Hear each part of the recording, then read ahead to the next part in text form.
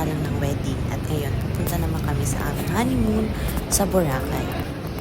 First time nga lang namin mag-travel together at first time din namin pumunta ng Boracay. Nag-book nga pala ako ng flight and hotel sa Traveloka, magkasama na yun. Ang flight nga pala namin ay 8:30 pero dumating kami dito ng mga 6 or 7 a.m. Hand carry nga lang pala yung dala namin kasi saglit lang naman kami doon. Wala naman kami masyadong dala. At nabook nga naming flight ay Air Asia. So dito nakapila na. Hahanapin lang naman dito yung ID guys. Din yung dalawa kung sino yung mga kasama. And then, i-check yung hand carry namin kung hindi ba siya lalagpas ng 7 kilograms per person. After nun is binigyan na kami ng boarding pass. So, aabangan na lang namin. Mag-aantay na lang kami dun sa my gate number kung saan kami mag-board. At yan nga yung flight namin, Z2215 Katiklan, 8:30. Then dito, isa-scan lang yung mga gamit.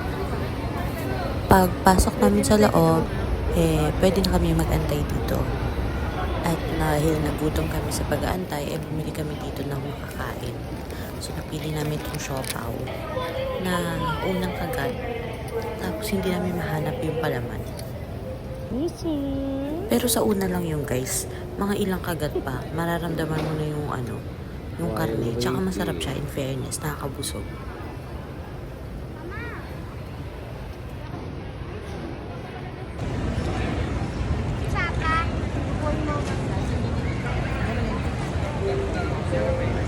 Ito na nga guys, at boarding na kami. So nakabila na kami dito.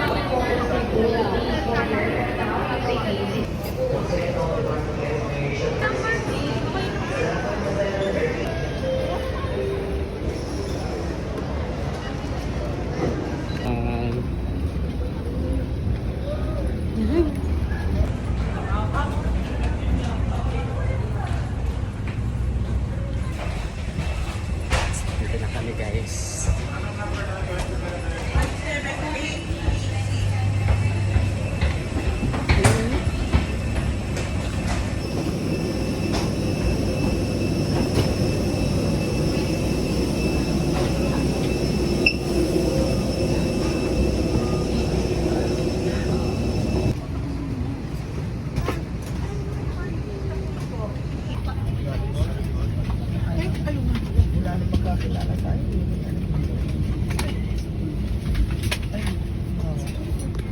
And mouth with the headband tightly around your head and breathe normally. It is normal for the mask not to fully inflate after activation. Place your own mask first before assisting others under your care. Your life vest has an oral tube for further inflation. The light comes on upon contact with water, and here is a whistle to attract attention. Evacuation flags are located at all exits. Please note where the emergency exits on the aircraft are located. After 50 minutes, ay nakarating na kami ng Boracay sa Katiklan Airport.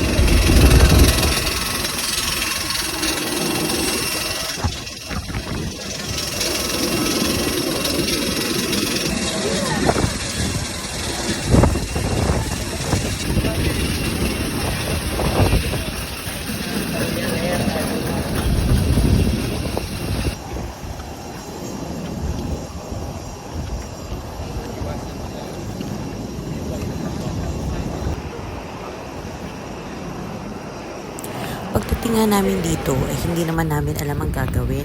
Pero sinusundan na lang din namin yung flow ng mga tao. Tapos may mga nag-guide din naman dun kung saan dapat pumunta kapag halimbawa may DIY transfer ka. So yun, may mga tuturo naman sa'yo. Ganda. Oh. Very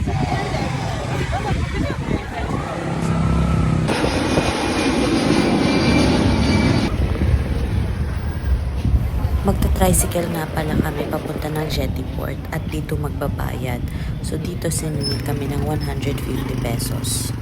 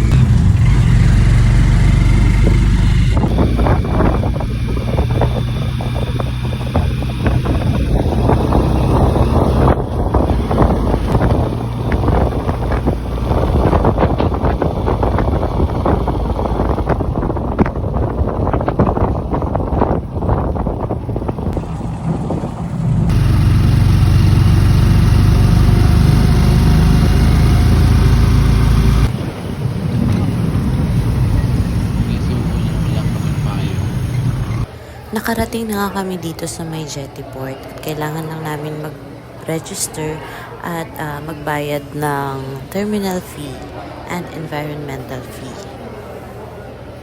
Dito sa terminal fee, nagbayad kami ng 150 pesos each. Yung sa kasama ko kasi nandun na sa kanila.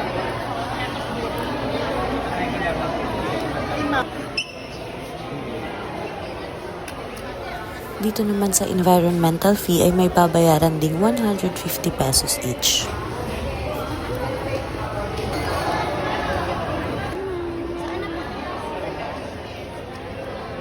At after magbayad, bibili na ng boat ticket dito. 50 pesos each lang dito.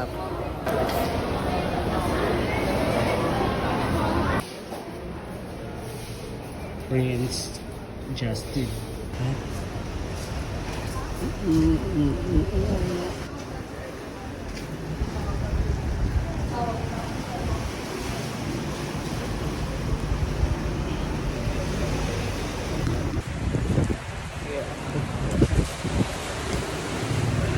At sasakay na nga po ng boat papunta po dun sa mismong Boracay Island.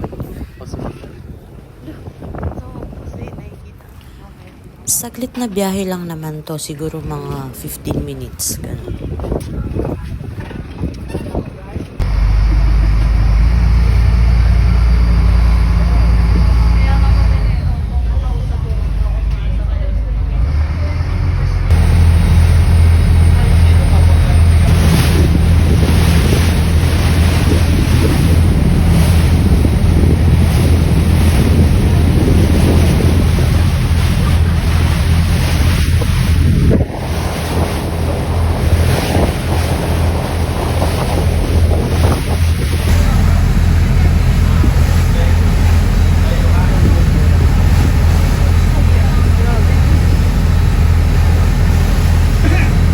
Ayun na guys, nakarating na kami dito.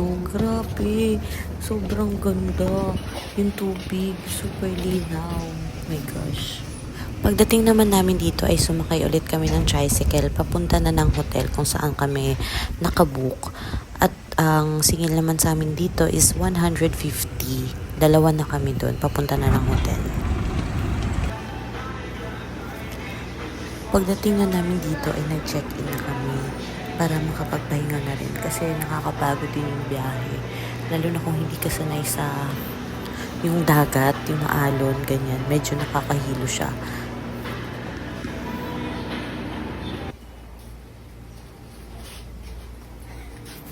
Siyempre nagutom ang mga persons kaya umorder na rin kami ng lunch. Dito na kami kakain.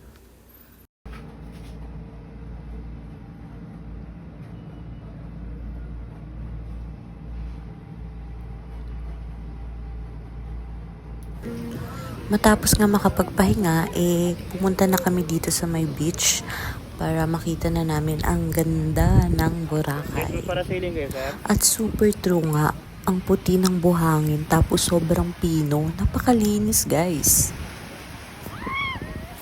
At dahil hindi pa nga namin alam kung ano yung mga activities na gagawin namin dito, naglakad-lakad lang muna kami dito sa beach. At yun nga, maraming mga nag-aalok ng mga water activities, mga island hopping, land tour, ganyan. So, mamimili ka kung ano yung gusto mong gawin. Napili na nga namin gawin ay kumain ng ice cream. Joke lang. So, nga, kakain muna kami ng ice cream para makapag-decide kami ng gagawin namin.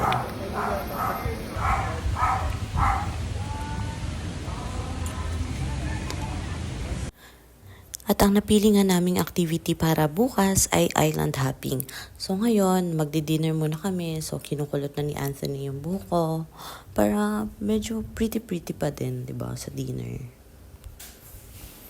Kahit hindi namin alam gamitin tong pangkulot na to, push pa rin para sa pag-aura.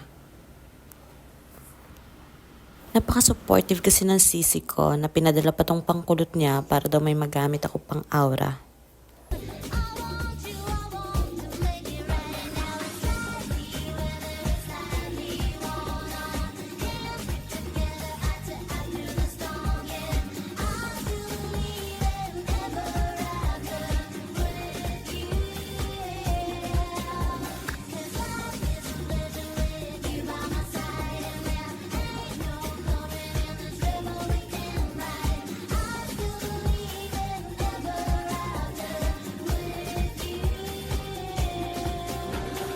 dahil po napagod tayo mag-walking sa beach, it's dinner time!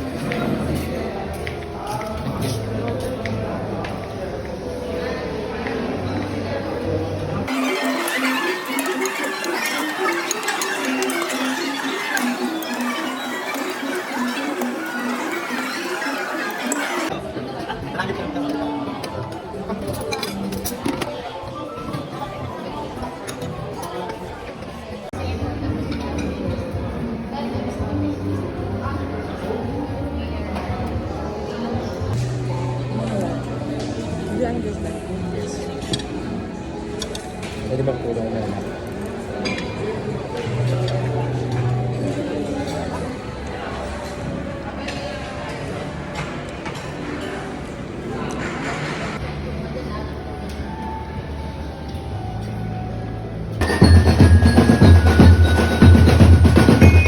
After dinner, bumalik na naman kami dito sa beach para mag-walking, para makita namin kung anong meron dito sa gabi.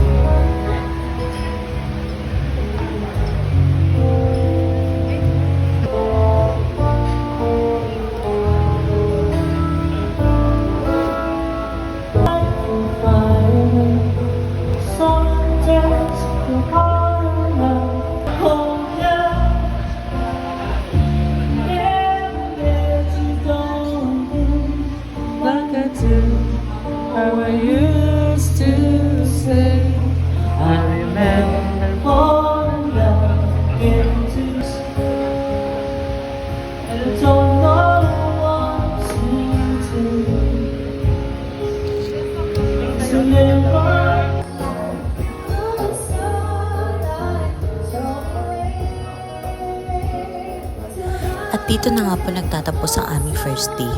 Kinaumagahan ay magre-ready na kami para sa island hopping. Pero bago yon, hindi pwedeng hindi kami mag-breakfast. May kasama nga palang breakfast buffet yung nabook naming hotel.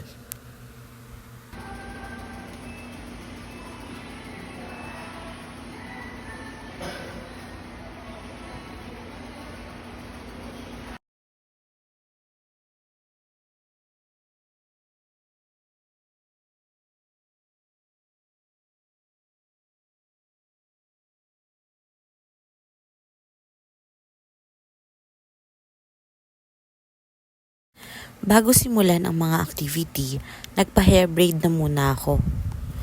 Halos lahat ng tao dito, lalo na yung mga babae, merong mga ganito. Minsan nga yung lalaki meron din. Una natin gagawin is mag-crystal kayak tayo.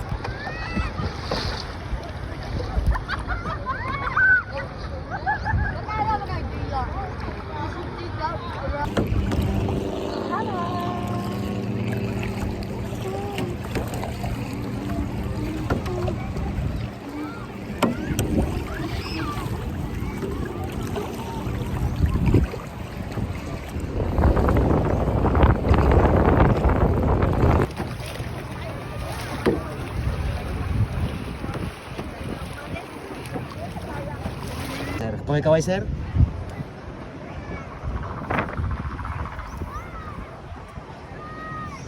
Okay, sabuan, sir.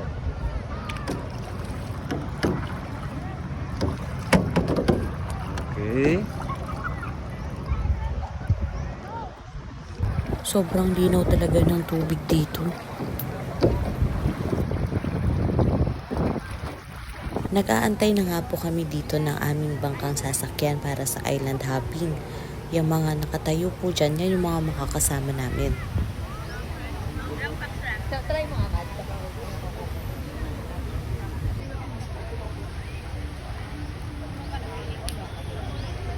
Mal.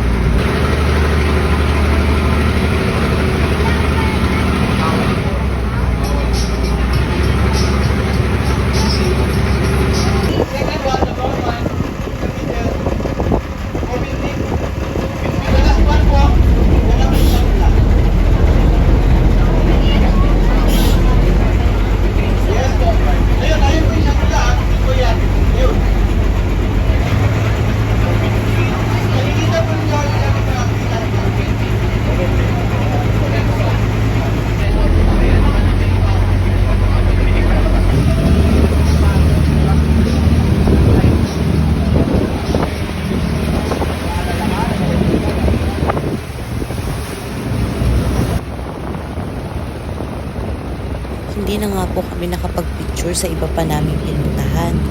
Kaya tingnan nyo na lang dun sa mga photos kung gusto nyo makita. Pero sa ngayon, magla-lunch muna kami.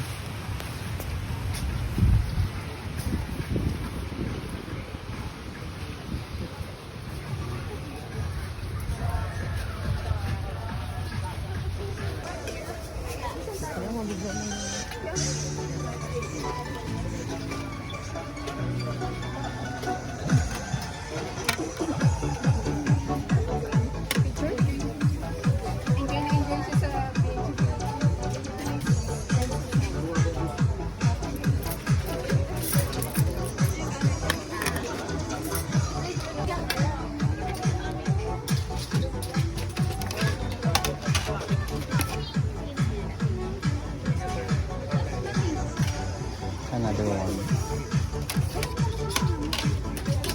Scientist. Ika. Sayote only.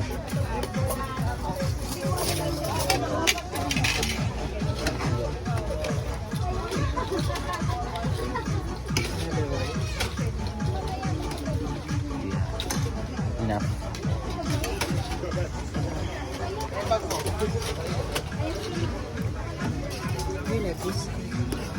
Later.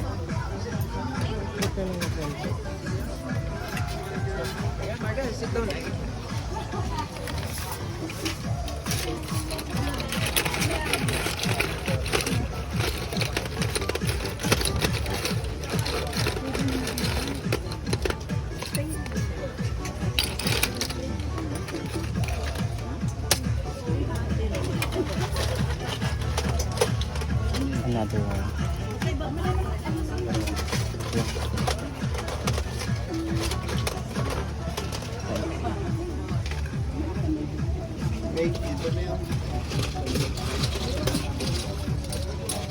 May pakwan siya. Sabi mo di? May pakwan mo siya. Itong lunch namin, kasama na siya dun sa package ng island hopping na binayaran. Ang sarap, sulit naman yung pagod. Tapos, medyo maitim na ako dito. Sobrang ganda ng lugar dito. Hindi mo naiisipin kung iitim ka eh. Basta susulitin mo talaga eh. Sisit ka nga. Sisit.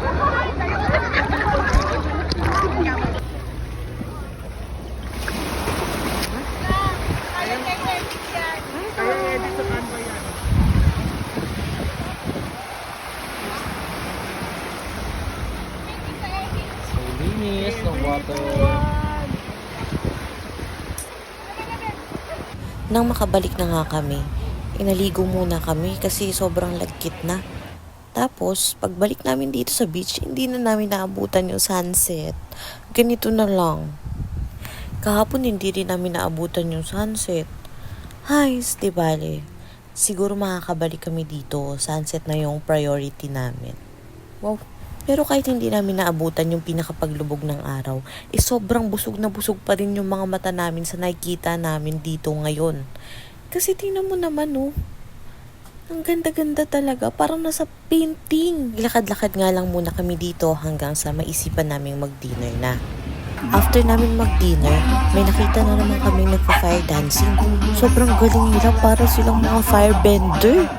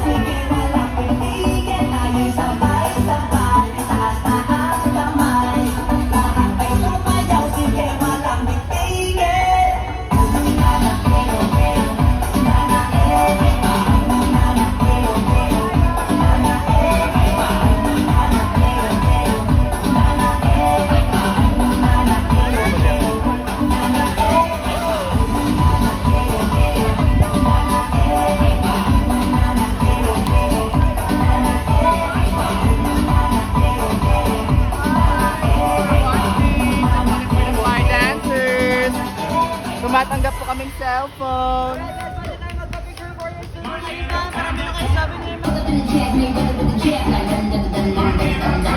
Okay, hi guys!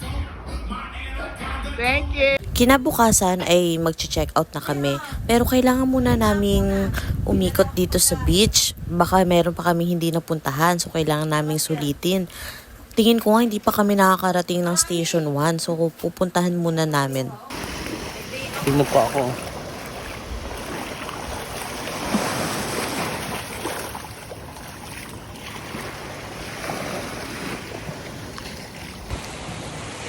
Last day. Pakita mo naman ng chanelas mo.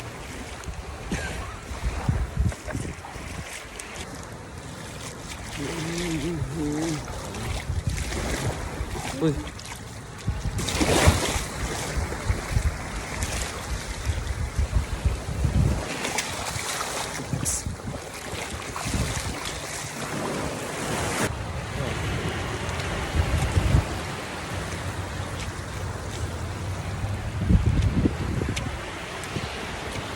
Sobrang layo nga ng nilakad namin hanggang Station 1. Tapos, yung mga pictures namin, pwede nyo na lang panoorin or tingnan dun sa mga photos namin.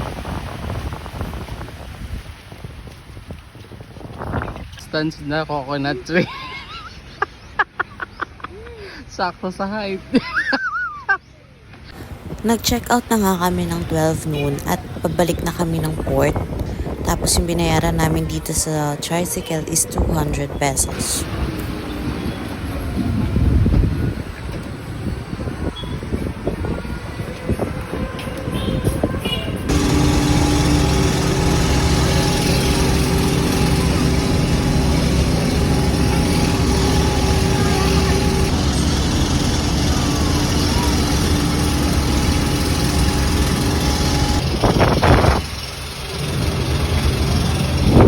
Drop from the compartment above your seat.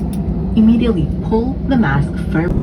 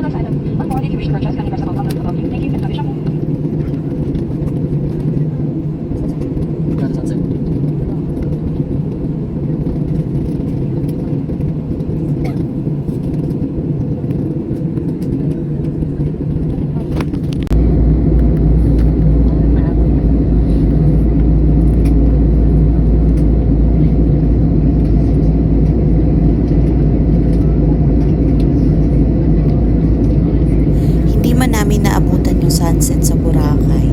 Dito naman pala sa taas namin makikita yung sunset. Sobrang ganda dito. Ginabi na nga kami dito sa airplane kasi bukod sa na-delay nga yung flight,